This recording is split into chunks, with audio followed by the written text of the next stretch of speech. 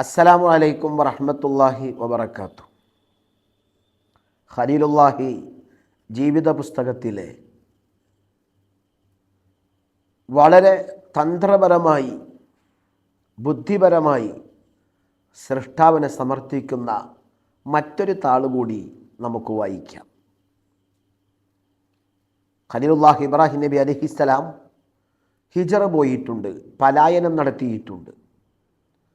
താൻ ജനിച്ച നാട്ടിൽ ജീവിക്കൽ പ്രയാസമായപ്പോൾ മഹാനവറുകൾ സകുടുംബം പലായനം നടത്തിയിട്ടുണ്ട്. തൻ്റെ പ്രിയപ്പെട്ട പത്നി സാറ റളിയല്ലാഹു അൻഹയുമായി അവിടുന്ന് പലായനം നടത്തിയിട്ടുണ്ട്.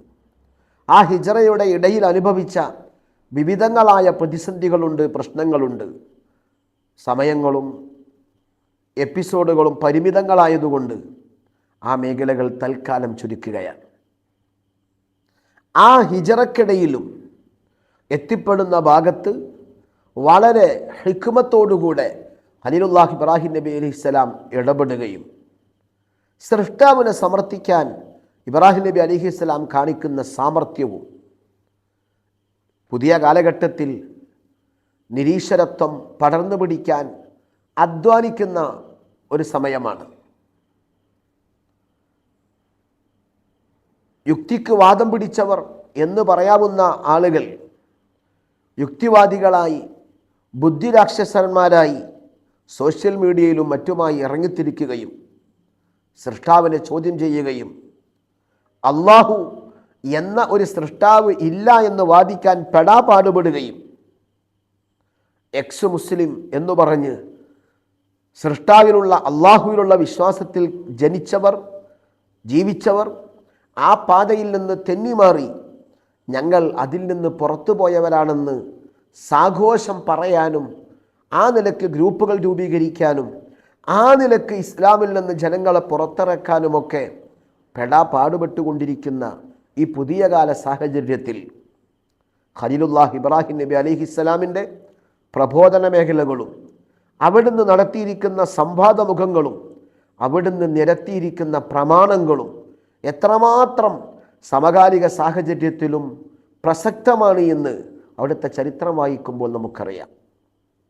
മഹാനവറുകളും അവിടുത്തെ പ്രിയപ്പെട്ട പത്നി സാറാ ബീവി റളിയല്ലാഹു അൻഹയും ഹിജറ പോയപ്പോൾ, പലായനം നടത്തിയപ്പോൾ ഹറാൻ എന്ന് പറയുന്ന സ്ഥലത്തെത്തി. കുറഞ്ഞ ദിനങ്ങൾ അവിടെ താമസിച്ചു. ആ നാട്ടിൽ താമസിക്കുമ്പോൾ ആ നാട്ടുകാരെ കണ്ടത് യഅ്ബുദൂനൽ കവാകിബ വൽ അസ്നാം, ബിംബങ്ങൾ ആരാധിക്കുന്നു, നക്ഷത്രങ്ങൾ ആരാധിക്കുന്നു. അങ്ങനെ ഉള്ള ആളുകളായി ഒരു വിഭാഗത്തെ അവിടെ കണ്ടു. വ്യാപകമായ ആളുകൾ അങ്ങനെ തന്നെയാണ്. ഇബ്രാഹിം നബി അലൈഹിസ്സലാം സൃഷ്ടാവിനെക്കുറിച്ച് അള്ളാഹുവിനെക്കുറിച്ച് പരിചയപ്പെടുത്താൻ ചിന്തിക്കുന്നു. ജനങ്ങൾക്ക് സത്യസന്ദേശം കൈമാറാൻ ചിന്തിക്കുന്നു. അങ്ങനെ ഇബ്രാഹിം നബി അലൈഹിസ്സലാം നക്ഷത്രങ്ങളെ ആരാധ്യനായി സൃഷ്ടാവായി നക്ഷത്രങ്ങളിൽ ദിവ്യത്വം കൽപ്പിച്ച് ആരാധന അർപ്പിച്ച് നീങ്ങുന്ന ആ സമൂഹത്തിൻ്റെ മുന്നിൽ സത്യസന്ദേശം കൈമാറാൻ മഹാനവറുകൾ സ്വീകരിച്ച ശൈലി നോക്കൂ നിങ്ങൾ. ഫലമ്മ ജന്ന അലൈഹിൽ ലൈൽ റആ കൗകബ, പ്രഭാതം പ്രദോഷത്തിന് വഴിമാറി, സന്ധ്യാസമയം കടന്നു വന്നു, സൂര്യൻ അസ്തമനത്തിലേക്കു നീങ്ങി. അങ്ങനെ രാത്രിയിലേക്ക് സാഹചര്യങ്ങൾ മാറി മറയാൻ തുടങ്ങിയപ്പോൾ റആ കൗകബ, നക്ഷത്രത്തെ കണ്ടു ഖലീലുല്ലാഹി ഇബ്രാഹിം നബി അലൈഹിസ്സലാം. അവിടുന്ന് പറഞ്ഞു, ഹാദാ റബ്ബി, ഇതെൻ്റെ റബ്ബാണ്, ഇതെൻ്റെ രക്ഷിതാവാണ്, ഈ നക്ഷത്രം എൻ്റെ റബ്ബാണ്. സ്വാഭാവികമായി ശ്രോതാക്കളായ നാട്ടുകാർക്കൊക്കെ വലിയ ഇഷ്ടമായി. കാരണം നമ്മൾ പറയുന്ന അതേ ആശയമാണല്ലോ അദ്ദേഹം പറയുന്നത്. ഫലമ്മ അഫൽ, ആ നക്ഷത്രം അസ്തമയത്തിലേക്ക് നീങ്ങിയപ്പോൾ, സൂര്യന് ഒരു അസ്തമയ സമയമുണ്ട്, ചന്ദ്രന് ഒരു അസ്തമയ സാഹചര്യമുണ്ട്, നക്ഷത്രങ്ങൾ അവർക്ക് അപ്രത്യക്ഷമാകുന്നൊരു സമയവും സാഹചര്യവുമുണ്ട്. പതിവ് പോലെ നക്ഷത്രം അതിൻ്റെ അസ്തമയത്തിലേക്ക് പോയപ്പോൾ ഖാല, ഇബ്രാഹിം നബി അലൈഹിസ്സലാം പറഞ്ഞു, ലാ ഉഹിബ്ബുൽ ആഫിലീൻ, ഇങ്ങനെ അസ്തമിക്കുകയും അപ്രത്യക്ഷരാവുകയും ചെയ്യുകയാണെങ്കിൽ ഞാൻ അവരെ ഇഷ്ടപ്പെടുന്നില്ല. സൃഷ്ടാവാണ്, ദിവ്യത്വമുള്ളവരാണ്, ലോകത്തെ നിയന്ത്രിക്കുന്നവരാണെങ്കിൽ എപ്പോഴും അവർ പ്രത്യക്ഷരായി തന്നെ നിൽക്കണ്ടേ, അസ്തമിക്കാതെ നിൽക്കണ്ടേ? അസ്തമിക്കുന്നവരെ ഞാൻ ഇഷ്ടപ്പെടുന്നില്ല. സ്വാഭാവികമായി ശ്രോതാക്കളിലും ആ ചിന്ത ജനിക്കാനത് കാരണമാവുകയാണ്. കുറച്ചുകൂടി മുന്നോട്ട് പോയി ചന്ദ്രനെ കണ്ടു. ആ സമയത്തും ഇബ്രാഹിം നബി അലൈഹിസ്സലാം പറഞ്ഞു, ഹാദാ റബ്ബി, ഇതെൻ്റെ രക്ഷിതാവാൻ. ശ്രോതാക്കളൊക്കെ ചിന്തിച്ചു, നമ്മൾ പറയുന്നത് തന്നെയാണ് അദ്ദേഹവും പറയുന്നത്, വേറിട്ടൊന്നുമില്ല, അദ്ദേഹം നമ്മുടെ പക്ഷക്കാരനാണ്. ആ നിലയിൽ തൃപ്തിയോടുകൂടെ നിരീക്ഷിച്ചു. അങ്ങനെയാണല്ലോ സത്യം. തൃപ്തിയുടെ കണ്ണും തൃപ്തിയുടെ ഹൃദയവും നമുക്ക് നൽകുന്നത് നേർമാർഗങ്ങളാണ്.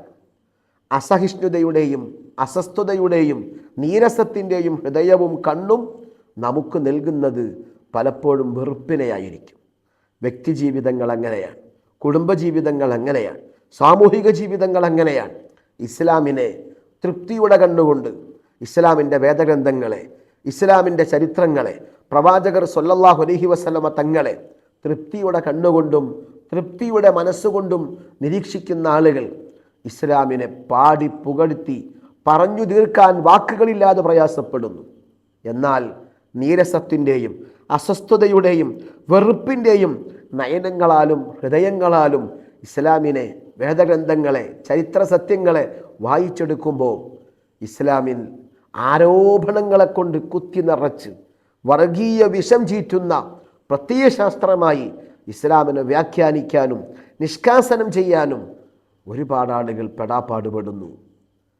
നോക്കൂ നിങ്ങൾ, ഇബ്രാഹിം നബി അലൈഹിസ്സലാമിൻ്റെ ഈ പ്രഖ്യാപനം, ചന്ദ്രൻ ഇതെൻ്റെ രക്ഷിതാവാണ്, തൃപ്തിയുള്ള കണ്ണുകളെ കൊണ്ട് ശ്രോതാക്കൾ നോക്കുകയാണ്. ഫലമ്മ അഫൽ, ആ ചന്ദ്രനും അപ്രത്യക്ഷമായപ്പോൾ ഇബ്രാഹിം നബി അലൈഹിസ്സലാം അവരോട് പറയുകയാണ്, എൻ്റെ രക്ഷിതാവാണിത്, എൻ്റെ റബ്ബാണിത്, ഇതൊരിക്കലും അപ്രത്യക്ഷമാകാൻ പാടില്ല. ഇത് അപ്രത്യക്ഷമാവുകയാണെങ്കിൽ എന്നെ സന്മാർഗത്തിലേക്കാക്കാൻ എങ്ങനെ ഈ രക്ഷിതാവിന് കഴിയും?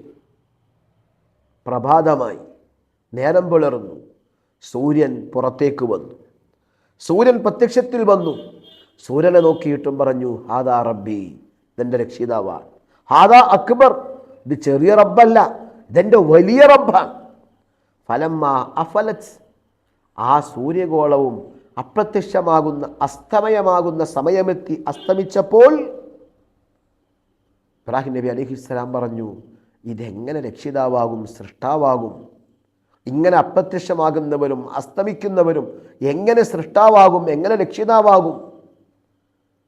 യാ ഖൗം ഇന്നി ബരീഉം മിമ്മാ തുശ്രികൂൻ, സൃഷ്ടാവായ അല്ലാഹു അവൻ വേറെ തന്നെയുണ്ട്.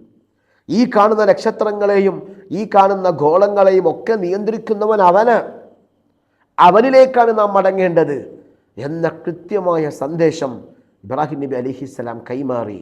ഒരുപാട് ആളുകൾ ആ സത്യസന്ദേശം സ്വീകരിക്കുകയും ചെയ്തു. ഇബ്രാഹിം നബി അലൈഹിസ്സലാമിൻ്റെ യുക്തിഭദ്രമായ, വളരെ സന്തോഷജനകമായ, നിഷ്പക്ഷമായി ചിന്തിക്കുന്നവർക്ക് സ്വീകരിക്കാൻ കഴിയുന്ന സൃഷ്ടാവിനെക്കുറിച്ചുള്ള കൃത്യമായ അവബോധം ചിന്തിക്കുന്നവരുടെ മനസ്സിലേക്ക് കൈമാറുന്ന നല്ല മെസ്സേജാണ് അവിടുത്തെ ജീവിതത്തിലൂടെ നൽകിയത്.